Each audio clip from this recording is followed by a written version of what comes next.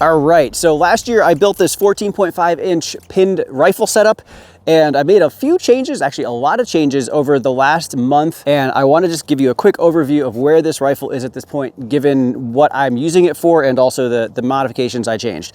So first off, I've got the Mission First Tactical Minimalist stock, which I really love because there's no bulk. It's just a nice thin profile, goes easily up to your shoulder and does not get in the way of anything.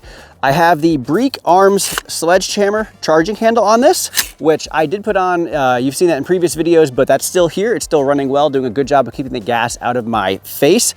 Inside, I have the KAK down vent bolt carrier group. That also is in other videos, which you've seen. Still doing a great job of keeping that gas out of my face. You may be able to see I've got a Radian ambi safety selector here. I have it set to 45 degrees because that's kind of nice and convenient.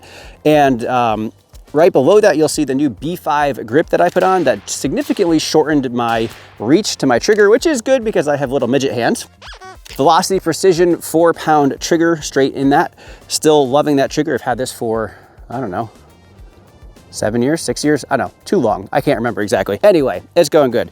On top, you will notice I now have an LPVO, that is the Gideon Guardian. That is showing up in a bunch of videos. You will see a lot more on that, including stuff at the range here today about it. I've got the Lunar Tactical sling on here. I forget the exact name of this, but Lunar makes some pretty awesome slings, and this one is definitely a right-handed setup.